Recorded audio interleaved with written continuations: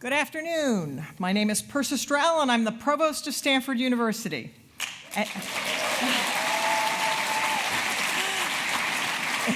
Thank you. It is my great pleasure to welcome you to this afternoon's keynote conversation, Digital Technology, Diplomacy, and Democratic Values. The session is the conclusion of a full day of events marking the launch of the Global Digital Policy Incubator here at Stanford. You've been hearing some of the activities from Larry Diamond. The Incubator is a new initiative within the Center on Democracy, Development, and the Rule of Law at the Freeman Spogli Institute for International Studies. Now, you're all familiar with the fact that Silicon Valley's played a central role in launching many of the digital technologies that have revolutionized our world. The applications of those technologies, of course, raise a variety of important issues that societies around the world are now confronting. Privacy, freedom of expression, the quality of discourse needed for the functioning of democracies, the impacts of digital technology on national security, and many others, things we're seeing in the headlines every day. So we are truly delighted to have someone with us this afternoon that can provide a truly unique perspective on these issues that lie at the intersection of digital technology, democracy, and human rights. Former Secretary of State Hillary Clinton.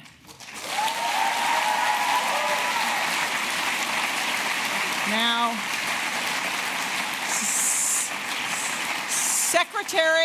Secretary Clinton, a fellow Wellesley graduate, I would note, served as United States Senator from the state of New York from 2001 to 2009 and as Secretary of State from 2009 to 2013. We are delighted to welcome her to Stanford, and we are honored by the opportunity to hear her thinking on these critical and very timely issues for the world. She will be making some opening remarks, and then she will be in a conversation with Eileen Donahoe, Executive Director of the Global Digital Policy Incubator.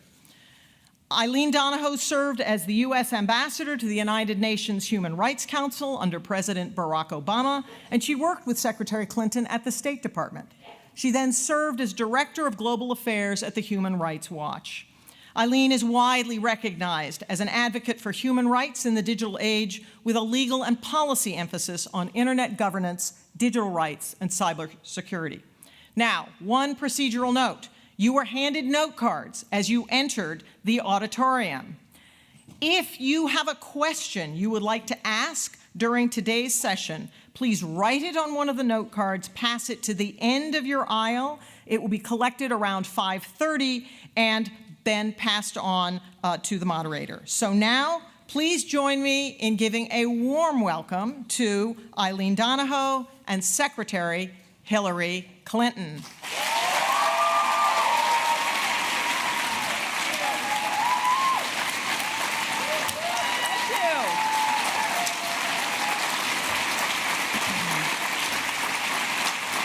Thank you very much.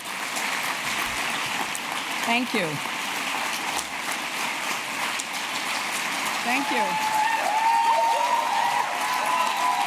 Thank you all very, very much. And it's great to be back here at Stanford. And I want to thank the President and the Provost for welcoming me. And the idea of this event, the timely launch of the Global Digital Policy Incubator, could not be at a better time or a better place. I know there have already been important panels that have discussed a number of issues, and I'm looking forward to sitting down with Eileen Donahoe. I also want to recognize Secretary of State, Secretary of the Treasury, Secretary of Labor, George Shultz.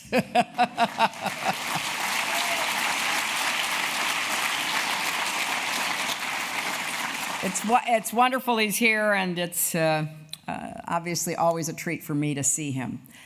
Now, this conversation is timely because our country and all democracies face serious and urgent challenges from the nexus of technology, propaganda, terrorism, espionage, and cyber warfare. You know, in the 19th century, nations fought two kinds of wars, on land and at sea. In the 20th century, that expanded to the skies. In the 21st century, wars will increasingly be fought in cyberspace. As Americans, we need to approach this new threat with focus and resolve. Our security, physical or otherwise, cannot be taken for granted. At the same time, when it comes to technology, we have as much cause for optimism and excitement as we do for caution and concern. So the question really is, how do we strike the right balance?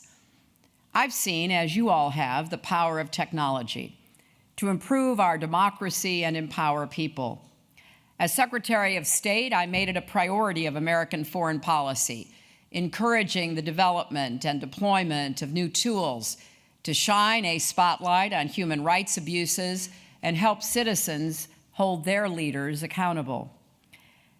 We also work to help keep dissidents safe online and to train activists around the world, working with designers to create new apps and devices, including a panic button that a protester could press on a phone that would send a signal to friends that he or she was being arrested while simultaneously erasing all of their personal contacts. I gave a speech in January 2010 on internet freedom, laying out the stakes that America and the free world have in its preservation. And it was Eileen, Donahoe, who helped pass the first UN resolution on internet freedom during her time as our US ambassador to the Human Rights Council. And of course, here in the United States, technology has opened up our political process. Howard Dean got the ball rolling with his groundbreaking campaign back in 2004. President Obama took it to the next level in 2008 and 2012. My campaign continued this process of using technology to make it as easy as possible for Americans to participate in the democratic process. When people were being turned away at the polls on the last day of early voting in North Carolina because they didn't have the proper ID, they tweeted at us, and election protection volunteers in our Brooklyn headquarters were able to help them in real time so they could cast their ballots. Thanks to advances in technology, it's simpler than ever before to learn about local elections, everything from the details of candidates' platforms to the locations of polling places. And it's now possible to make voting more accessible for people with disabilities or the elderly, enlarging the font size on ballots or even voting by voice command. And it's easier than ever to volunteer, donate, and make your voices heard. So this is all good and healthy for our democracy. But as we all know, the 2016 campaign also revealed a darker side of the intersection between technology and democracy, with a brazen assault by a foreign adversary determined to mislead our people, inflame our divisions, and throw an election to their preferred candidate. This is an ongoing threat, a clear and present danger to our democracy. That same adversary is counting on the fact that America and its leader will be too proud, too weak, or too short-sighted to face this threat head-on. For generations, Americans have come together to defend human rights, defy totalitarianism, and stand up for democracy around the world. I certainly believe we have what it takes to understand what happened in 2016, act decisively to make sure it never happens again, and confront this threat to Western democracy. Now let's start with what happened, which does happen to be the title of my new book, a shameless plug. And if you want to dive into these issues more deeply, there's a lot more on all of it in the book. Now, there were many factors that influenced the outcome of the election. In fact, it was something of a perfect storm. But today I will focus on the information warfare waged against us from the highest levels of the Kremlin. A flood of new revelations has come to light in the last 24 hours alone, and I believe there will be many more, so stay tuned. Here's what we know right now. To drive a wedge between Democrats, just as we were coming together after the primary, Russian hackers stole and selectively published files from the Democratic National Committee.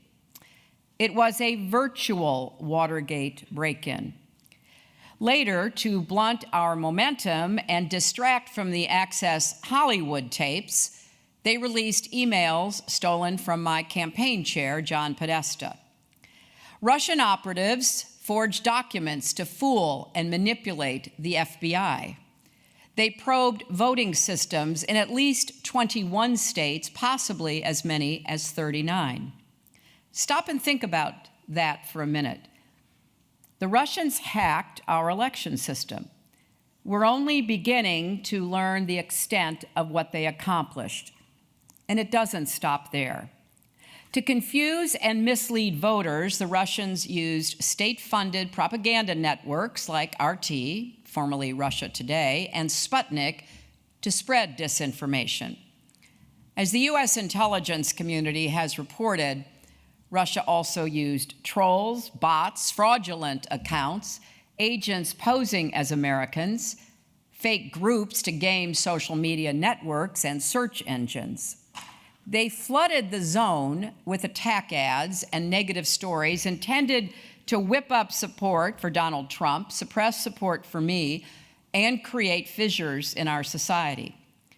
Thousands of trolls carefully disguised themselves as Americans, portraying themselves as Muslims, Black Lives Matter activists, Second Amendment advocates, and more. Some even staged fake demonstrations in Florida, Texas, and elsewhere. And the Russians weren't just shouting into the void, hoping someone would notice. The propaganda was aimed directly at undecided voters and so-called soft Clinton voters who might be persuaded to back a third-party candidate or not vote at all. In particular, they were trying to demoralize, disillusion, and demobilize the traditional Democratic base and get them to stay home on Election Day. In fact, we learned just this week that some of the Facebook ads specifically targeted Michigan and Wisconsin, two of the states that decided the election by razor-thin margins, which suggests that the Russian strategy was even more sophisticated than we knew. This was information warfare on a massive scale. Mike Morrell, the former acting director of the CIA, has called it the political equivalent of 9/11. Former Director of National Intelligence, Jim Clapper, has described it as a threat to the very foundation of our democratic political system. Special Counsel Robert Mueller and congressional investigators are working to determine whether there was any collusion or coordination between the Trump campaign and the Russians. But we already know that Trump publicly cheered on the Russian operation and took maximum advantage of it, helping hand Putin his victory. What's more, the entire operation was especially successful because our country's natural defenses had been worn down by years of powerful right-wing interests broadcasting, dare I say, fake news. From Fox News and Breitbart to bogus climate-denying think tanks funded by the Koch brothers, they all worked to make it harder for Americans to distinguish between fact and fiction. Now, it's fair to ask, and people are, and they should, did all of this have an effect? I think the answer is clear. Of course it did. To suggest that a campaign of this size and scope had no impact at all is to write off the same kind of persuasion advertising that both major political parties have spent billions of dollars on in recent decades. The argument that it doesn't just won't hold up. As my friend and former ambassador to Russia, Mike McFaul, points out, even if Russian interference made only a marginal difference, this election was won at the margins in the Electoral College by 78,000 votes in 3 states, Pennsylvania, Michigan, and Wisconsin. Wisconsin was decided by fewer than 23,000 votes, Michigan less than half of that. The Russians set out to intervene in our election by taking aim at the heart of our country's strength, our democratic institutions. Both common sense and evidence indicate they were successful. And make no mistake, this isn't just about what happened in 2016. It's about what is happening right now. The Russians are still playing on anything and everything they can to turn Americans against each other, whether it's the violence in Charlottesville, the controversy over NFL players taking a knee, and now the massacre in Las Vegas. Thousands of social media accounts with suspected ties to Russia are posting, in some cases, on both sides of all these issues to fan the flames of division and to weaken us as a society. In addition to hacking and influencing our elections, the Russians are hacking our discourse and unity. And this helps reveal Putin's true agenda. Yes, as the intelligence community says, he had a personal grudge against me, but this goes far beyond that. Putin's goal is to weaken the Atlantic Alliance, reduce America's influence in Europe, and threaten the foundation of Western democracy itself. In Germany, members of parliament have been hacked by Russians. In France, Macron's campaign was hit by a massive cyber attack just before their presidential election. Russian agents pushed incendiary social media posts last weekend during the Catalonian independence referendum, which is rocking Spain. Their weapon of choice is not tanks or missiles, but let's not mince words. This is a new kind of Cold War, and it is just getting started. Now, what can we do about it? I believe there are 5 steps we must take. First, we need to get serious about cybersecurity. Government and the private sector need to work together to improve our defenses against future cyber attacks, including by making necessary investments to protect our networks and national infrastructure. Corporate America needs to see this as an urgent imperative because government cannot do this alone.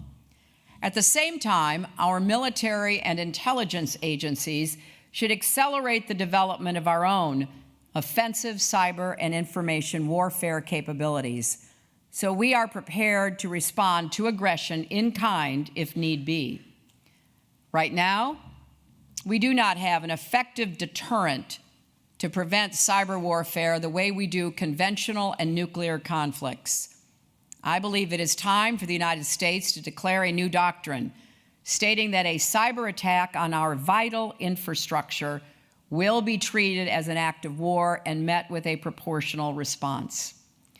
I agree with Tuomas Hendrik Ilves, the former president of Estonia, currently at the Hoover Institution here at Stanford. In response to the news that Russia targeted NATO soldiers' smartphones, he proposed a global cyber NATO to present a united front in the face of these threats. And as he rightly points out, the liberal democratic West has been subjected to enough wake-up calls. Getting serious about cybersecurity also means that the federal government can't just gather intelligence and keep it under lock and key. They need to share it quickly with local election officials who can act on it, with corporations, with utilities who are responsible for our grids. People have to know what the intelligence community is discovering. So let's make sure that the intelligence community has the tools to detect an operation and warn us before it can influence our democratic process or our national infrastructure, not after it happens. The Graham-Klobuchar amendment in the Senate and the Meadows-Langevin amendment in the House would do just that, and passing them would be an important step towards safeguarding future elections.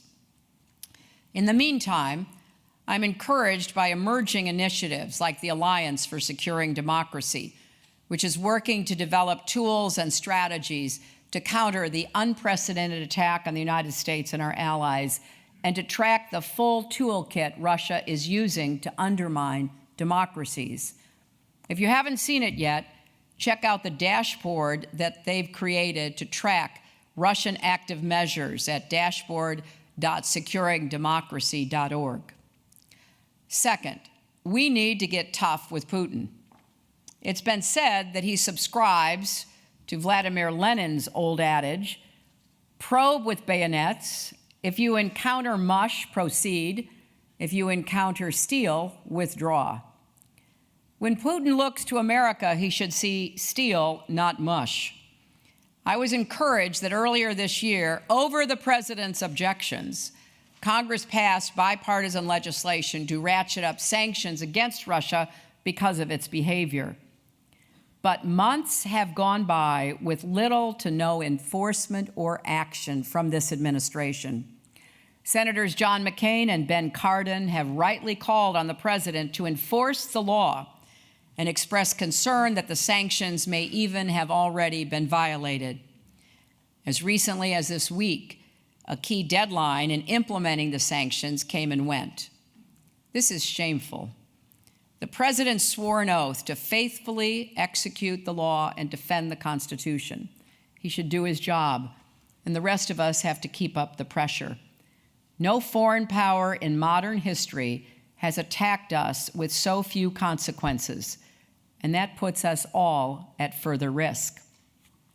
Now, I'm not holding my breath for this White House to do any of this, but it bears saying the United States should also strengthen NATO's cyber defenses, help our allies reduce their dependence on Russian energy supplies, which are a key source of leverage for Putin, and arm the Ukrainian government so it can resist Moscow's aggression.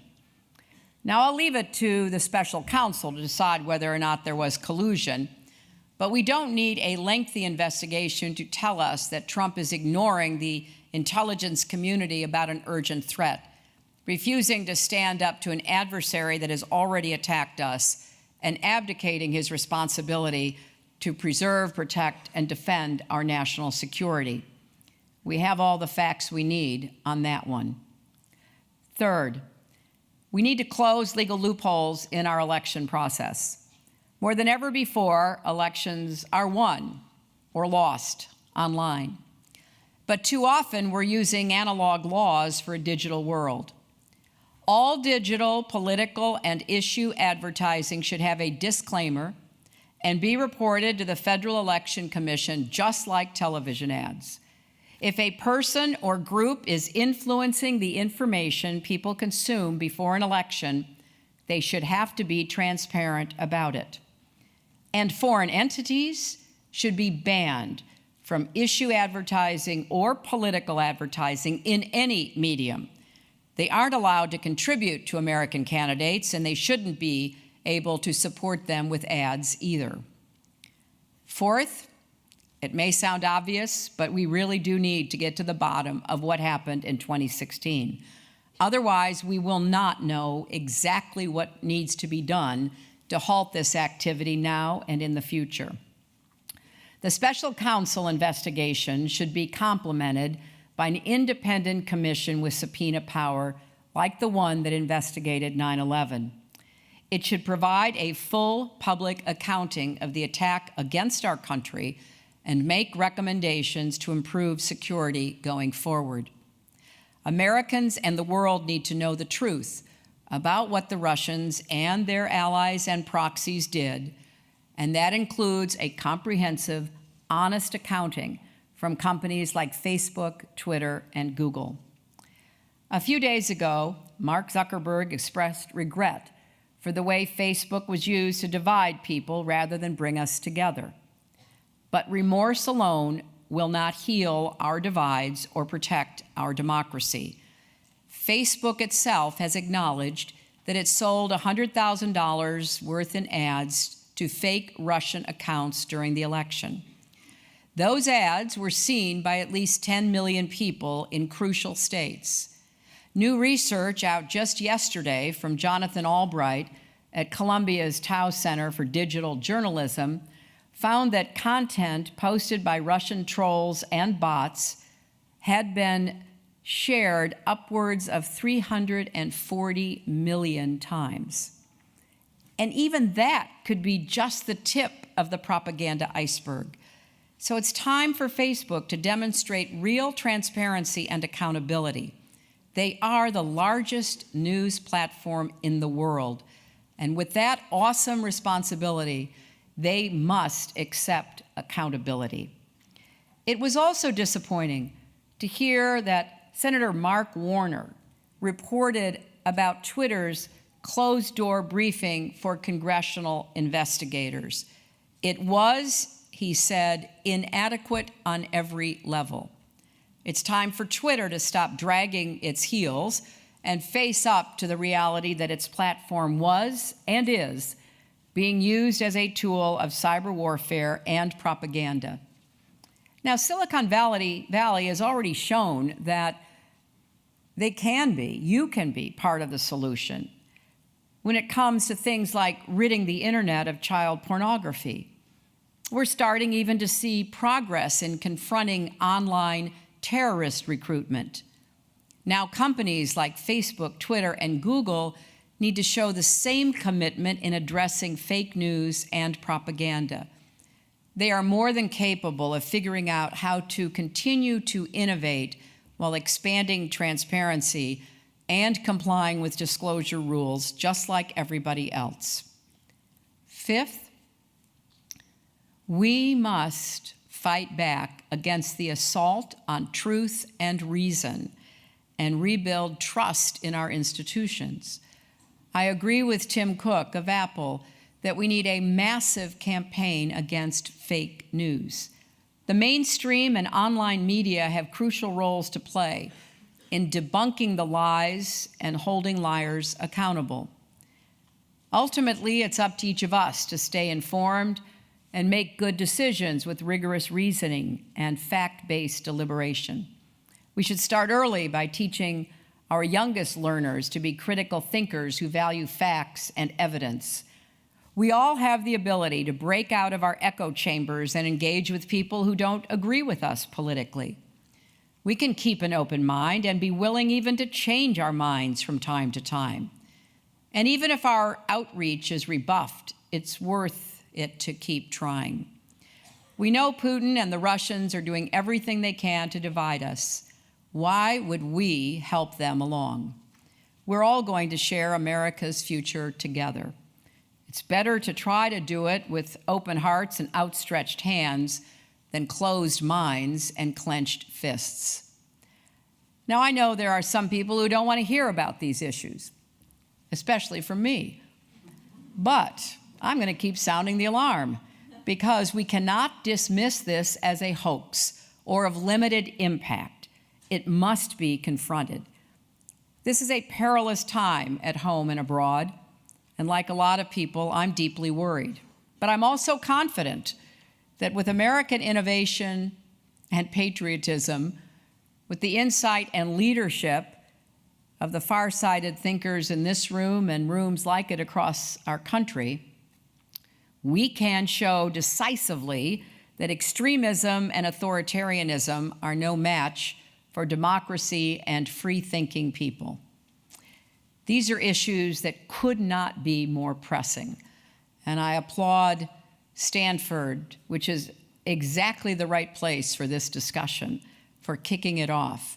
And I'm looking forward to talking right now with Eileen about some of the other matters that are related to how we protect democracy and deliberation and diplomacy, and do so with a reverence for facts, reason, and evidence. Thank you all very much.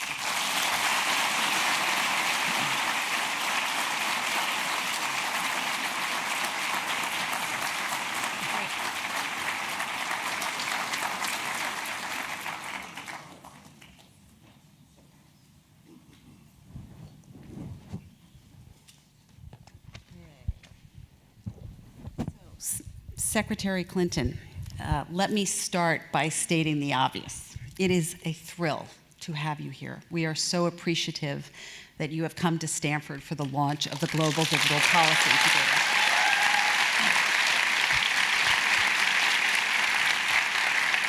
I must admit, a part of me wishes you were not able to be here. Me too. And in fact, that maybe you were off solving the diplomatic crisis with North Korea or something like that.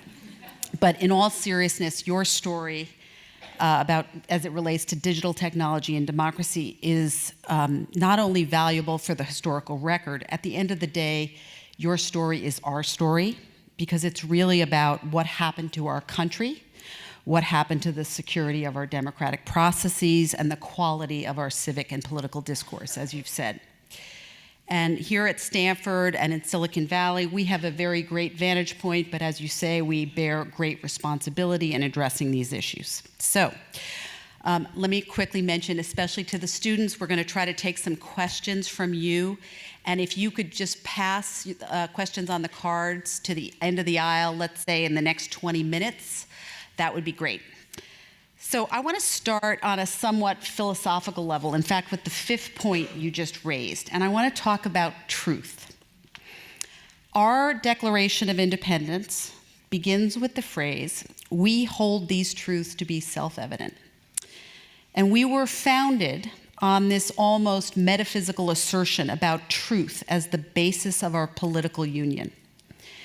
Access to information has been the lifeblood of our democracy. But as you describe, the potent mix of digital disinformation, trolls, bots, micro-targeting, hate speech have all eroded our confidence in the veracity of the information we get online. On top of the problem of disinformation, which is very real, we now have some politicians calling any news they don't like fake news. And this erosion in the confidence in truth itself has been so great that the Oxford dictionaries chose post-truth as the word of 2016. So, simple question. What happened to our belief in truth? And beyond technical fixes, which we were trying to discuss today, what can we do to restore our cultural commitment to truth and factual analysis as the basis of our political discourse and policy? Well, that's an easy question to start with. But it probably is truly one of the most profoundly important questions we face. Let me just tell you from my perspective. You know, in my book, I write about the success of the Russian operation in light of kind of a metaphor I use that, you know, the body politic has to have a strong immune system, just like the physical body, in order to ward off attacks and intrusions. And our national immune system has been worn down over the last decade. Some of it the fault of government. Let's be, you know, very clear. You know, misleading the people about all kinds of important issues, raising divisive concerns for political advantage. So I think our institutions and the leaders of our institutions going back decades, you know, bear some of the responsibility for a very partisan environment in which people were accused and where the truth was perhaps made more elastic than it should have been. But I think something in addition and different has been happening, and I alluded to it in my remarks. There has become an industry of fabrication for the purpose of gaining advantage, commercial advantage, partisan advantage, ideological advantage, and it has battered the immune system of our body politic. And it has been accelerated and made all pervasive because of the advances in technology. You know, there's that old saying that, you know, a lie can get halfway around the world before the truth pulls on its boots. Well, now, I mean, it's, you know, a nanosecond. It's just, impossible to combat the flood of false information that is being put forth to serve the ends of various powerful interests. So I feel like we were somewhat weakened over the last years, to the point that the way the Russians understood propaganda, because they have long history with compromat and with, active measures, as they're called, they knew that there might well be vulnerability that they could take advantage of. And I think that they were quite clear and unfortunately accurate in believing that. What do we do? Well, we have to begin with at least, once again, pledging our allegiance to fact-based deliberation, evidence-based policy making. It's very discouraging. It's one thing to lie for partisan advantage. It's something entirely different when you do it over and over again with every technological tool at your disposal. So we've just gone through this debate about the Affordable Care Act. I mean, it was clear that the people advocating for the changes had no idea what they were talking about. I mean, it was just painfully obvious, and they couldn't withstand, the simplest of interrogation. But they stuck with their talking points. Go out there and say this over and over again. And unfortunately, too often in our media, and that's both broadcast and press, written press, the reporters don't go the second and third level because they get wrapped up in a false sense of fairness. Like, okay, you said this, then you turn to the other person and say that. And there's no real pressure for pinning people down about the falsehoods. We see the same thing starting with the tax bill argument. So they're coming out and they're saying, we're really gonna do great things for the middle class. I mean, it absolutely defies arithmetic for them to be able to make that claim. Forget words, just look at numbers. And we know once you dig into it, they're gonna cut $1 trillion from Medicaid and $450 million from Medicare. That's the fact. People said that the health care bill was a tax cut parading as a health care bill. This is a tax cut that is going to destroy health care over the next years with the way that it will decimate public budgets. Now, these are real world examples in our own political environment where we've gotten used to people not being held accountable for any kind of truth. So if we don't start in our own home and we don't have better interrogation in the media of people who are making these outrageous claims, it's really hard to protect ourselves against the onslaught coming from the outside by the Russians or anybody else. So honestly, I think this may be one of the biggest challenges we face as a society, and I think higher education has a particular role to play, the press has a particular role to play. People have to be held accountable for their misstatements and their use of climate change denial to further their profit margin or any other reason why they're out there doing that. And if we don't hold them accountable, you can't expect voters or citizens to understand the back and forth that goes on. So we all have an obligation to start standing up for these self-evident, even if they're not self-evident, these evidence-based facts and truth. So I want to turn back to the national security front, which you raised, and you talked about how unsettling it is that the Russians have this sophisticated ability and capacity to manipulate our civic discourse, so much so that they were able to actually change the outcome of the election. For me, I think the peculiarly challenging part of this for Americans has been to see information as a weapon. Our cybersecurity experts were preparing for various types of cyber-to-kinetic attacks on infrastructure. Some were anticipating hacks on voting machines, maybe not adequately. but at least thinking about it. But almost no one was adequately prepared for a hack of our civic discourse as a means of affecting the outcome of the election. So why do you think we were so unprepared as Americans for that particular threat? And what is different about fake news in the digital realm from propaganda we've seen for generations? It's a great question, too, because I think part of it was the unprecedented nature of it. So the first time something happens, it is hard to believe. You know, by the time it happened to us, that sent fair warning to the Dutch and the French and the Germans so that they were better prepared to defend, you know, their own elections against the ongoing efforts. And the Russians and their allies made a couple of big mistakes in the French effort to try to dump a bunch of hacked emails the Friday before the Sunday vote, not realizing that in France there's a law that you can't have any news about the election for the 72 hours before the election. So what they hoped to see happen couldn't happen.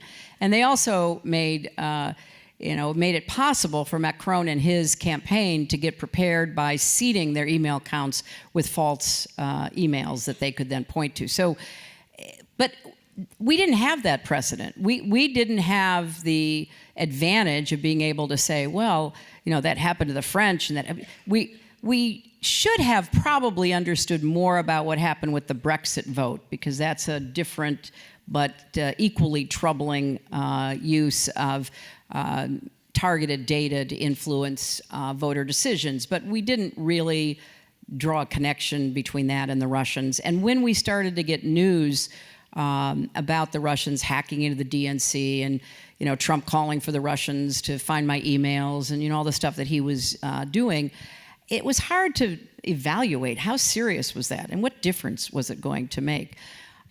So I don't want to excuse everybody, including myself and my campaign, but we couldn't get the press to take it seriously because it had never happened. And it seemed like, you know, some argument we were making to try to gain political advantage instead of trying to sound the alarm, which is what we thought we were doing. And it just got more and more sophisticated. I mean, actually, a year ago tomorrow, October 7th, was one of the most important days in the campaign because three things happened. In the morning, Jim Clapper, the Director of National Intelligence, and Jay Johnson, the Secretary of Homeland Security, made for the first time really an official public statement that the Russians had hacked information and were trying to affect our election. That happened in the morning. A few hours later, the Hollywood Access tapes dropped. You know, that pretty much obliterated anybody paying attention to what, you know, the intelligence and Homeland Security leaders were saying. And within 1 hour, WikiLeaks, which has basically become a wholly owned subsidiary of Russian intelligence, dropped the Podesta emails. And it worked like a charm. And why did it work? Well, it worked first because the Hollywood Access tape just blew up the media for about 48 hours. You know, it was just on a loop, constant.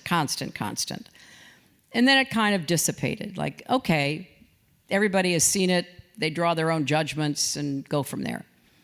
But dumping 1,000 WikiLeaks tapes of Podesta's emails, day by day, kept that issue alive. And it wasn't just that they would, publish them. They then had a very sophisticated operation to what we call weaponize them. I'll give you the most egregious example. Probably some of you followed it. So Podesta has some email talking about going for pizza at a pizza parlor in Washington, D.C.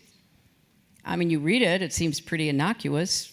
Doesn't seem like it means anything, except maybe he likes pizza. And next thing you know, the outlets on the right, some like Breitbart, InfoWars, and others, have taken that email and transformed it into a, quote, fake news story that John Podesta and I are running a child trafficking ring in the basement of this pizza place. I mean, when you see that, it kind of goes back to Eileen's question. You say, who would believe that? Well, it turns out a lot of people would believe that. Unfortunately, more than I wish, more than I could have imagined, because it's not only being put out on those sites, it's being reported on RT, which then gets picked up in Facebook posts, which then gets, targeted to people based on whatever sophisticated targeting they're using, to the extent that a guy in North Carolina is just bombarded by it and decides he has to go rescue the children, so he loads up his automatic weapons and he drives to Washington and barges into the pizza parlor with his AR-15 and shoots up the place. Of course, discovering there is no basement and there are no children. Luckily, nobody was injured. But the power of that one example is enough to make me understand how effective the coordinated effort was between the Russian theft, the passage to a cutout, moving it onto WikiLeaks, dropping it at a strategic time, and then weaponizing all these various emails to make the most outrageous claims that were meant to suppress, voters or change voters' minds. So this was not just idly done. This was very carefully planned and carried out. And I think, as former President Ilves has pointed out in his remarks, this is going to continue, and that's why we've got to figure out how to combat it and educate people so that we're never surprised again. So you touched on earlier the subject of digital insecurity and the need for education about that. We struggle with challenges over loss of privacy. But you've also raised the problem with our ethos around doxing. So when John Podesta's email was hacked and doxed, the mainstream media was basically just gleeful about it, and they dragged out the reporting on all that mundane stuff. But somehow they missed the very, very big story, which was, in effect, that this doxing by WikiLeaks was an act of political sabotage, with gargantuan national and global security issues. So why did the mainstream media fail that basic test and fail even to see the consequences of their own unwitting, let's call it, participation in that sabotage? And what can we do about that ethos? Well, I think that has to be part of the investigation you do here in this new project, because I think you've got to get behind the decision-making within the, quote, mainstream media to really understand that. I mean, from my outside observer status, I think part of it is, people just think if something looks like it's secretive, it's got to be more authentic. So, yeah, we all saw Trump admitting he was a sexual assaulter. Okay, fine. Let's move on. Let's talk about John Podesta's love of pizza. There may be something really hidden and interesting in that. I honestly think it's just, kind of the way our minds work. Like, if it's a little bit harder to get, then maybe it's got, more, authentic meaning. In the book, I talk about how we tracked Google searches. So after those first couple of days, Google searches about Hollywood Access were pretty low. Everybody saw it. Nobody had to search for it. But Google searches about Pizzagate, man, that just took off, because everybody wanted to know what's really going on. And, oh my gosh, how can I vote for somebody who might be running a child trafficking ring? And there were a lot of other examples of that. So I think that, like everybody else, and to give them the benefit of the doubt, I think that the mainstream media didn't fully accept or believe what we and others were telling them, including our intelligence leadership and Homeland Security leadership. And it put them, I think, in a position where they said, well, we don't really know if this is true. We don't have any confirmation. Because remember, the FBI never would confirm there was an ongoing counterintelligence investigation into Trump and the Russians. Don't get me started, but that was something that pretty hard to understand. But if you're making decisions in a newsroom, the FBI's not confirming it. So hey, maybe it's not true. But my gosh, these WikiLeaks. Oh my gosh, here's John Podesta's risotto recipe. which got huge Google hits.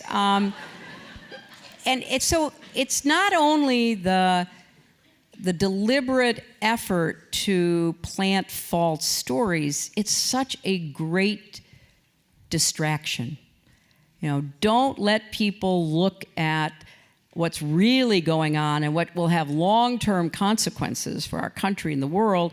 Keep everybody sort of chasing all of the rabbits over here. So you're going to have to, I think, ask the press themselves to engage in a serious discussion with you, because I hope that they've learned. There still is a bit of reluctance to admit that all this was going on and they didn't catch it, but I think that that's slowly beginning to change. Okay. So since you're here at Stanford, I want to ask you to direct a few words of advice to the students here. Stanford has been the birthplace of so many new technologies. Former President Hennessy is here today, and he did so much to create a culture of innovation. But many of us are worried about the loss of optimism and the darkening mood around the role of technology and its impact in society. Our current president, Mark Tessier-Levine, who's also here, and I had a conversation a couple of weeks ago where we discussed a new imperative for Stanford to become recognized as the place where the big ethical challenges and governance challenges that flow from digital technology are tackled. So I want you to speak to the students and describe to them what you would hope for from them as we try to tackle these combined challenges of hate, polarizing speech, disinformation, or any other ethical issues that flow from technology, either related to the future of work or governance of AI. What would you say to the students here? Well, I would hope and maybe implore you to keep in mind the kind of value questions and ethical considerations that have to be now part of the debate about the consequences of technological advances. As I said in my remarks, there's so many reasons to be optimistic and confident, and on balance, technology has been such a gift to people in every walk of life. But we are getting to the point where a lot of the changes on the horizon will have far-reaching economic, social, and political consequences. Driverless cars are a really exciting idea, but what happens to everybody who drives cars and trucks? What are the economic consequences for them? And maybe that's not technology's responsibility, but it has to be somebody's to think through what happens. Artificial intelligence, there's a great raging debate going on right now among some of the technological leaders, those who think that it is not just a net, but a overwhelming positive for humanity, versus those who are saying, wait a minute, slow down, we don't really understand the consequences. Somebody has to help organize that debate, to be a referee, an umpire, try to get the smart people who are on the cutting edge of technology to actually stop long enough and listen to what the consequences might be. So maybe there are, steps that can be taken in order to avoid the serious and quite threatening scenarios that I hear from, people, like Gates and Musk and Hawking and others. You can say, oh, they're wrong, but you can't just say that without delving into what their very well educated opinions might be, and same on the other side. So as students and as professors here at Stanford, I think you have a tremendous opportunity and obligation to really help to chart that debate and to make it clear that there has to be a value-laden analysis as well as a technological one. So what you're doing here with this initiative, is a very good start and sends a signal about what we should be expecting from each other. And obviously, it's not just in, areas like AI and driverless cars. There's huge implications for biology and for health and education and so much more. And I guess we should also look for ways to have more widely accepted standards for measuring. What are the metrics for, the positive and negative understanding? And, that's, certainly above my pay grade, but there are a lot of people here who could begin that process, and it could really be maybe like the Stanford, metric model, something that people could use to say, well, okay, here are the downsides, here are the upsides. What do we do to mitigate the downsides? The driver example just being a sort of simplistic one, but with real world consequences for millions and millions of people and their families. So I'm going to go to the subject of gender. A little risky. This is a topic that continues to sort of present a double bind, where you're sort of damned if you raise it, damned if you don't, especially in politics. But it's also been an issue here in Silicon Valley. We recently collaborated on a program with NDI here at Stanford, and Filipino activist Maria Ressa, who I think has interviewed you a couple times, painted a stunning picture of how digital tools are used to incite gender-based violence. And this is an intentional strategy of authoritarian leaders to shut down democracy advocates who happen to be women. And I listened to her, and it really struck me that her story actually connects to your story. And I've listened to my daughter and her friends, many of whom are in technology, and I've watched and I observed this election has kind of been a wake-up call for them. So I wonder what you think we can do to awaken people to this connection between gender dynamics on social media and how it affects political engagement and democratic processes for everybody. Oh. Well, again, how much time do you have? I mean, this is, I just came from doing a book signing in San Francisco and, signed, I don't know, about 1,400, 1,500 books, shook about 1,000 plus hands. And the number of young women who say, this election, what happened is really a big motivator for me. I'm determined, I'm an engineer in Silicon Valley. I'm an entrepreneur starting my business. I'm just determined that I'm not going to be knocked down and set back because of sexism and misogyny. And I love hearing that because, honestly, that's the first step, I think, to combating it. So I write a whole chapter in the book called On Being a Woman in Politics, and I say that sexism and misogyny are endemic in society, and that's not just politics, it's business, it's the media, and it certainly is online. But if we don't talk about it, it's not polite conversation, or if you try to talk about it and you're immediately shut down by somebody who doesn't either believe it or want to have to engage in it, we're never going to change the attitudes and the norms that still impact on women and girls and their own ambitions and aspirations. So, look, I think that what we've got to recognize is how early girls get the message that they are somehow inferior.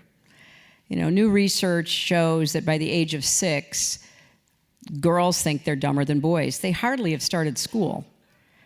And they already have sort of incorporated that sense of difference, being lesser. And as young girls get older and they, face puberty and they face, society's expectations about what they're supposed to look like and all the rest of it, it becomes even a greater burden, and it becomes just easier to try to, avoid it, hide behind it, rather than confront it. And then obviously there's a period of time when in their early 20s, college-educated girls, young women by now, make the same amount of money as their peers going into industry. And that lasts about 5 to 7 years, and then it stops. And they began to fall down in the income, even if they have the same evaluations, even if they have the same, or in many instances, better education and experience, so that by the time they're in their early 30s, the gap has widened. And I really applauded a couple of the companies here in Silicon Valley that were willing to take a hard look at their pay data and were surprised. I remember talking to Mark Benioff. I mean, he was surprised. He thought by no stretch was his company discriminating between male and female workers who were of the same education, same experience, same time with the company, same kind of job description, and he found out they were.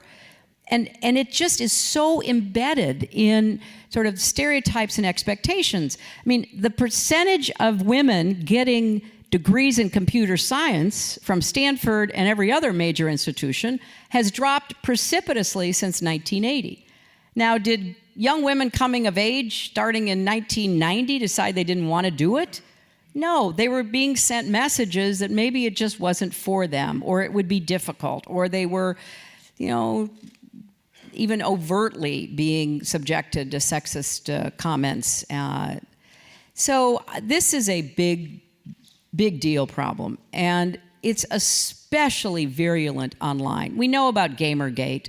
I mean, that was unbelievable. The threats that were made against a few women who said, hey, how about involving more women in the gaming industry and in the games themselves?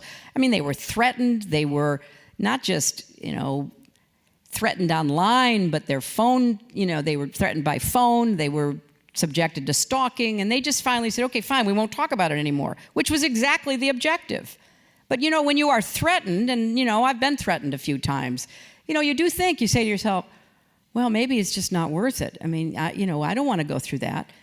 So if you look online, a woman who identifies as a woman, you notice a lot of handles now are sort of gender neutral.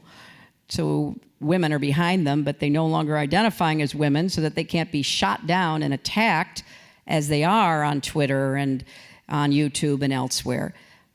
So a lot of groups, huge group of my supporters called Pantsuit Nation, at one time it was 4 million people, right? They had to go private. They had to go private because they were so attacked. And the attacks are vile. I mean, the things that are said are just horrific. And let me say, by the way, this doesn't just happen from the right. It happens from the left, too. It goes after women from the left and the right. Why? Because we have opinions? Because we're pushy? Because we want to be president? Come on.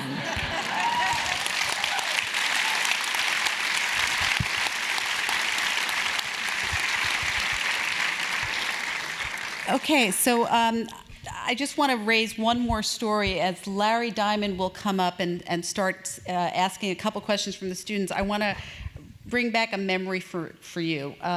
In your book, you talk about your glam squad, the people who took care of hair and makeup so that it wasn't a distraction on the campaign trail. So I have this memory from my time in Geneva that links your global leadership on human rights with digital technology and your hair. And it was International Human Rights Day, 2011. And you came to Geneva to give this groundbreaking speech on LGBT rights. And it may be hard for people here in Silicon Valley to appreciate the extent to which this subject was completely taboo in the international community at that time, just 5 years ago. And this was a time when LGBT activists were literally being hung from trees and murdered for their advocacy. So you came to break that taboo, used your political capital to stand up in front of the international community as a champion for the human rights of LGBT people. Here's the hair part. So on this trip, Huma was about to give birth, so she could not travel to Geneva.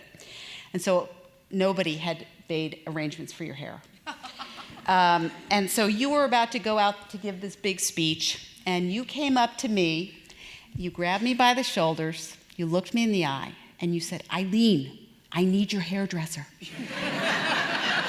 So we got that arranged for the next morning, but you were literally out to make this speech before thousands of people, obviously live streamed, and Twitter just lit up. Your message spread globally, instantaneously, as it does on Twitter. Half the tweets were saying, "What's up with her hair?" And so for me, I think about this story, it's kind of a bonding story for all women in the public realm. And I hope it provides some humorous reminder of what global leadership actually looks like. So, Larry Diamond.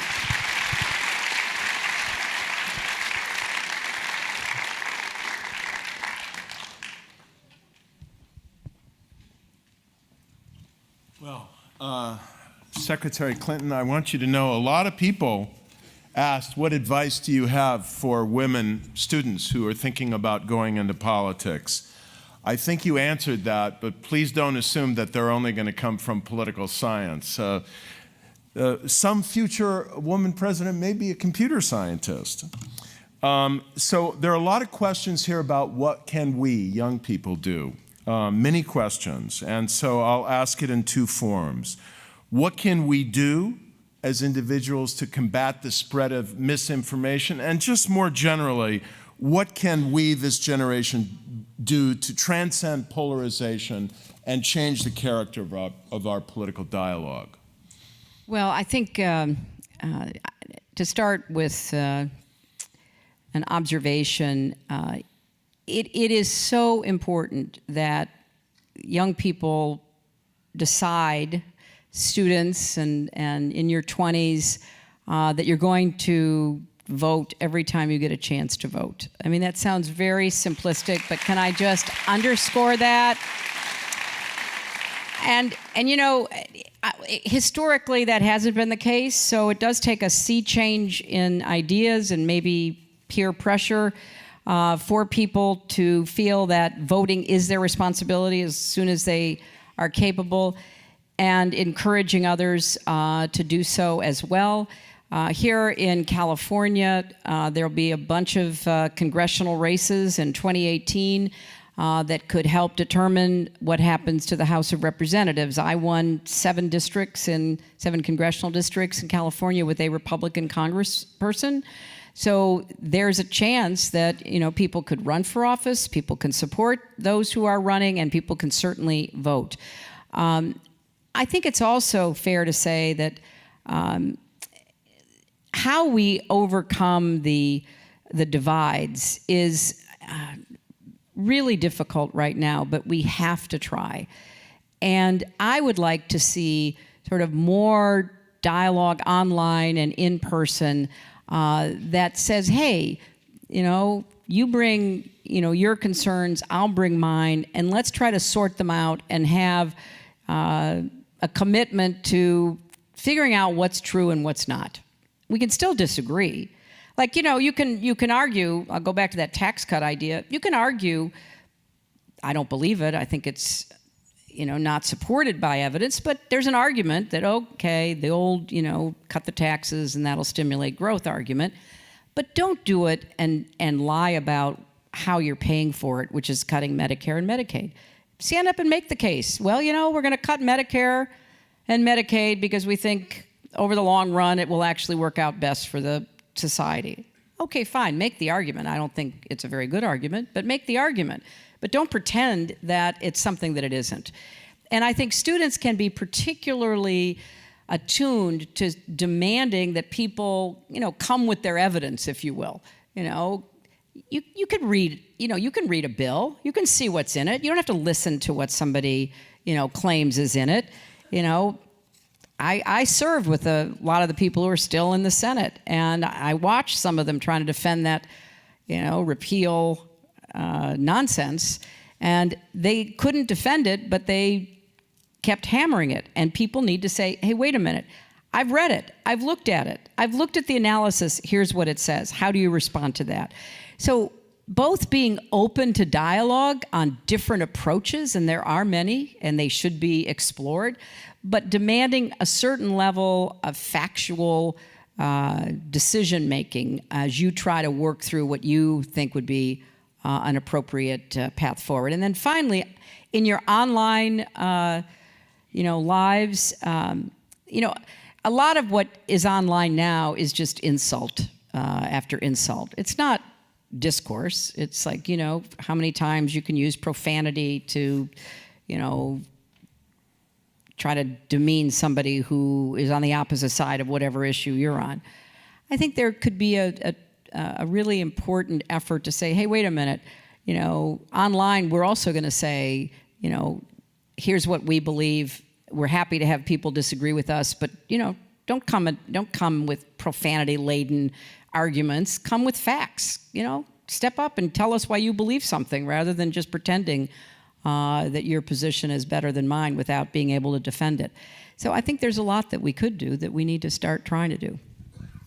So I think many people here would love to hear a little bit more about the tools you introduced as Secretary of State to modernize American diplomacy and soft power. And our own colleague who served with you as ambassador to Russia used to try and do that in Russia.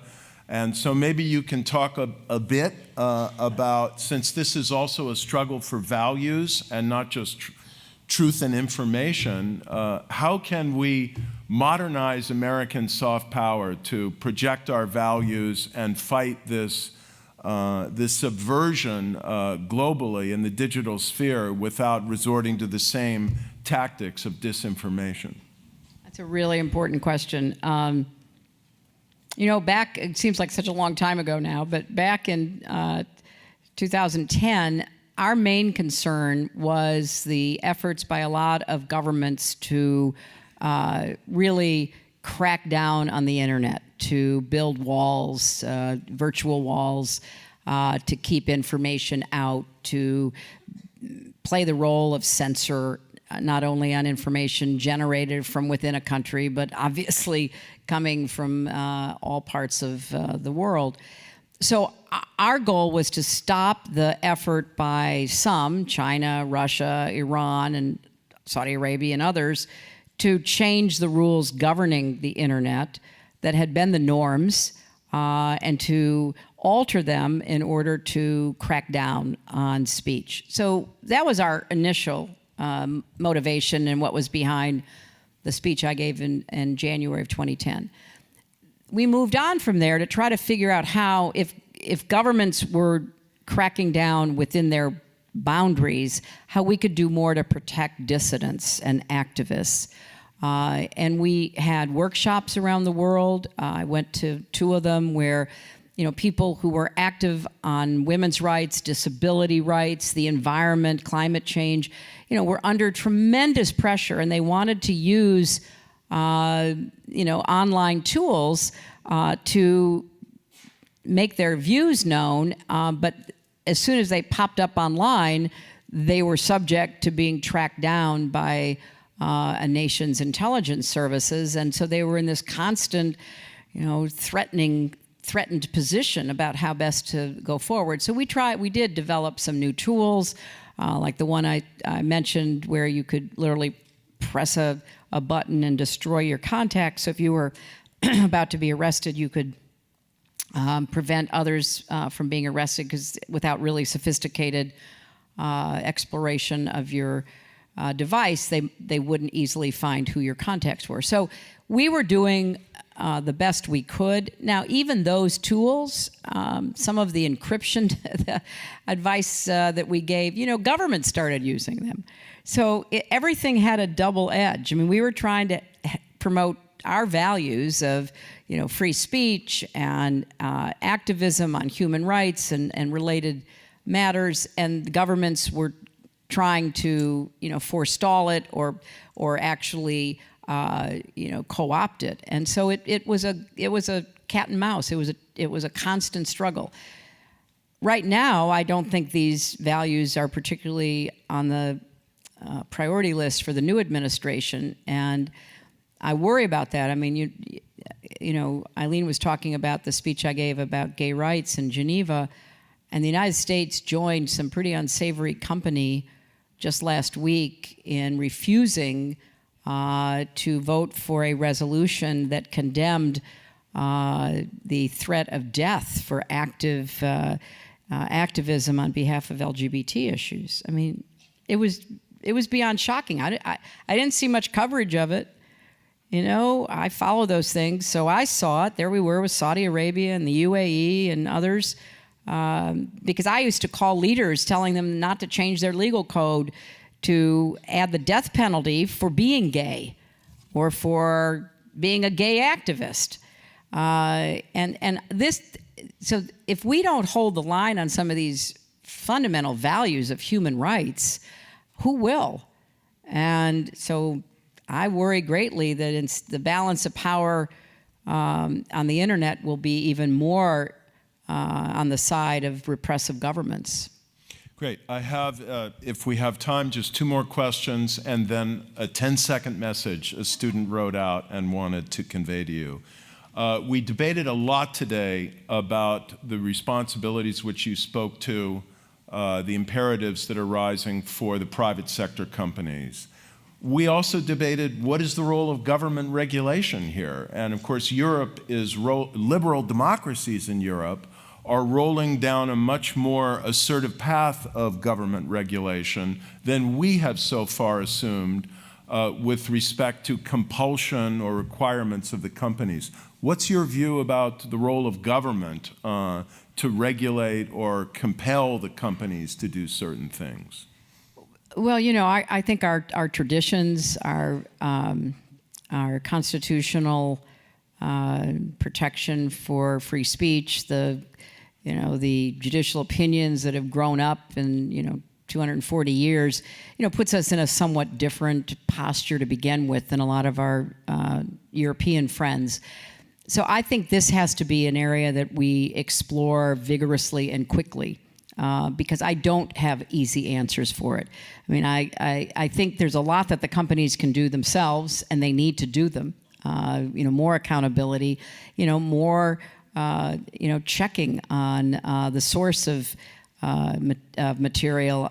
Mark Warner, who's been, really outspoken on these issues, was, sort of, I think, dumbfounded that, some of those Russian ads were paid for in rubles, which, should raise a question with anybody paying attention. So I think there's a lot that the companies can do. Again, I don't think we know enough about what they knew and when they knew it and what they tried to do, and that all needs to be sorted out. But again, I would remind us that this was so unprecedented that it's hard to know exactly what they should have done because it had never been expected of them and it never had been done. But I think that the Congress, both for different reasons, Republicans and Democrats, will take action if companies don't demonstrate a willingness to really be accountable with internal controls, and disclosure is a must. You cannot run political advertising and not have to disclose the source of the funding for it. Given our campaign finance rules, I mean, it still is pretty vague, but that's at least a bare minimum. So those kinds of things should be probably legislated as part of political speech, which already does have a history of legislation. But I think we have to have an honest debate with the companies, with ourselves, to try to figure out what we need to do. And I would just add this point too, Larry. Europe just feels like it has a lot more experience with the incredibly dangerous consequences of hate speech. And people in recent years have seen what happened in Bosnia or Rwanda, where hate speech, it wasn't online, it was good old-fashioned radio and TV, but imagine how much more powerful even it would be if it were online. These people are killing your neighbors. These people are going to, destroy your home. This does have a contagious effect. There was an article in the Wall Street Journal, I think in the last day or two, where it used to be in the news where you'd say if it bleeds, it leads. Now, if it's outrageous, it's contagious. And I think the Europeans are saying, hey, we've been down this road. We're not going to let these people get off, the ground here the best we can prevent it. That's not our way, but we better figure out how we protect ourselves from the consequences of this kind of, hate speech, propaganda, and everything that goes with it. Okay, last question. Again, synthesizing, I think, several questions and probably a lot of sentiment. Most of the young people in this auditorium, if they were old enough to vote last year, were voting for the first time and directly experiencing a presidential election for the first time. It was a pretty raw experience for many of them as well. Maybe, I think, not as raw as it was for you. But they look as well about what's happening with respect to climate change, what's happening with respect to inequality, what's happening with respect to our dreamers and the vulnerabilities they face, tolerance, and just on down the line. And I don't want to say they're depressed because there were so many questions here, I presume mainly from young women students about advice you would offer to young women thinking about running for office, that I don't see resignation. But I do see several questions asking, in essence, what makes you hopeful now, and what can you leave with people here that gives them hope about the future of our country and our democracy?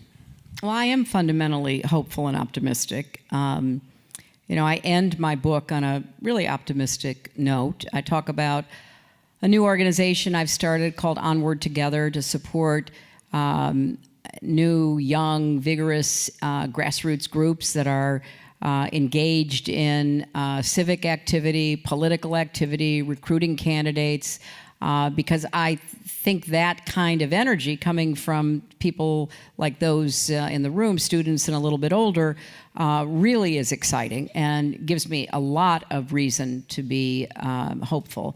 I also, I guess, can't believe that the level of political behavior that we're currently seeing won't be self-corrected by us. I just, I find that really hard to believe. Now, I don't think it happens by wishing for it. I think it happens by running people for office, making cases, working to build partnerships and networks and, all the hard work that goes into trying to shift the political agenda. But how often can people put up with being lied to? How often can people feel that, what is being said is untrue, or that what is being done is hard to defend? So I think, common sense and shared experience eventually leads people to say, hey, we're not going to put up with this. We're not going to let it go on. So I think for young people in particular, especially if it was your first presidential election, you can't afford to be depressed, because really the future is much more about you than it is about me, and there's going to be a lot more elections, and if you don't fight against people who are running our government based not on majority opinions, and obviously not even the majority vote, but they have been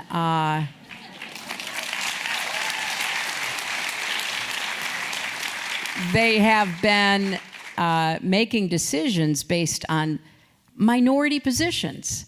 I mean, look what happened in Las Vegas, how horrible that massacre was. I'm not saying that, one law would have prevented it, but I am saying that sensible gun safety measures would prevent a lot of the 33,000 deaths that happen every single year. And that happens to be the majority position.